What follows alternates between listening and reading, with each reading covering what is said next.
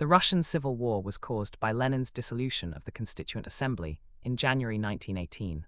How far do you agree? The dissolution of the Constituent Assembly on 6 January 1918 by Lenin and the Bolsheviks is frequently cited as a decisive moment that turned opposition to the new regime into armed resistance and thus triggered the Civil War. While this act undoubtedly alienated significant sections of the population and provided a powerful propaganda weapon for the Bolsheviks' opponents, it is an oversimplification to argue that it was the primary cause of the conflict.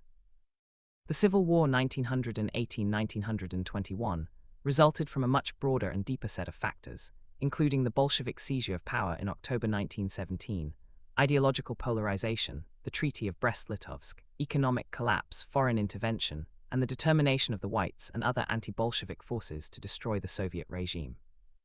This essay argues that the dissolution of the Assembly was a significant contributory factor, but not the main cause.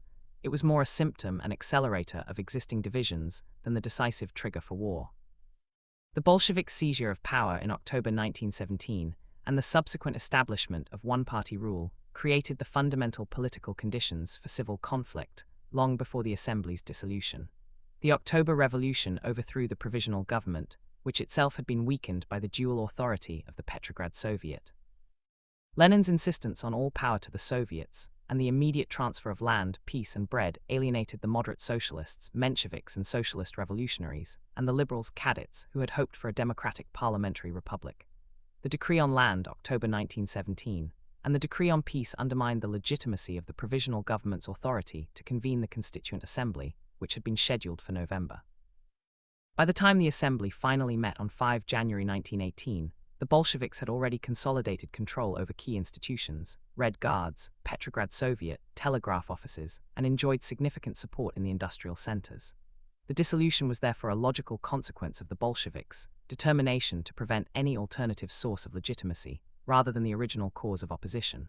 The fundamental breach had already occurred in October.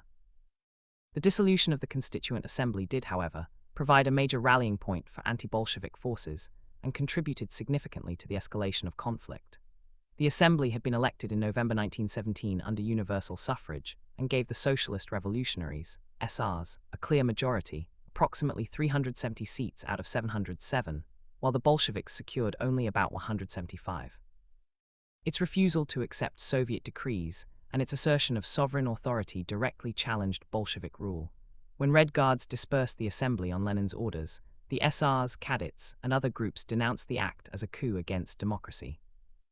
The SRs in particular, who had been the largest party in the countryside, were radicalized by the event. Many SR leaders fled to the Volga region, where they established the Committee of Members of the Constituent Assembly, Komuch, in Samara in June 1918. Komuch became one of the first organized anti-Bolshevik governments and played a key role in the early stages of the Civil War on the Eastern Front. The dissolution thus provided a powerful legitimizing narrative for the Whites and other opponents, who could claim to be defending democracy and the will of the people against Bolshevik dictatorship. Nevertheless, the Civil War had deeper structural and ideological causes that would have led to conflict even without the dissolution. The Bolsheviks' ideological commitment to proletarian dictatorship and their rejection of bourgeois parliamentarism made compromise with other socialist parties impossible. The Treaty of Brest-Litovsk, March 1918, was arguably a far more important trigger. It ceded vast territories, outraged patriotic and nationalist opinion, and alienated the left SRs, who resigned from the government and launched a terrorist campaign against the Bolsheviks. The introduction of War Communism 1918, grain requisitioning, nationalization, and the suppression of free trade provoked widespread peasant resistance and fueled the growth of white armies.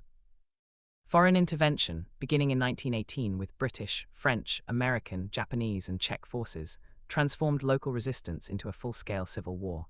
These factors, rooted in Bolshevik policies and the wider international context, were more fundamental causes than the closure of the Assembly. Historiographical interpretations reflect this debate. Intentionalist historians, such as Richard Pipes, argue that Lenin's authoritarianism and contempt for parliamentary democracy made civil war inevitable from October 1917. The dissolution was merely one step in a premeditated seizure of total power.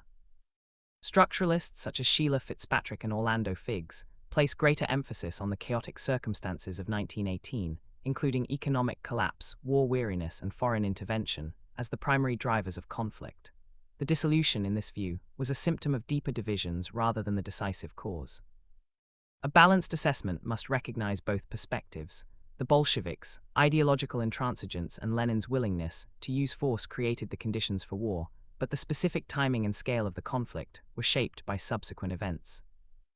In conclusion, Lenin's dissolution of the Constituent Assembly was a significant and symbolic act that intensified opposition and provided anti-Bolshevik forces with a powerful propaganda weapon. However, it was neither the sole nor the primary cause of the Russian Civil War.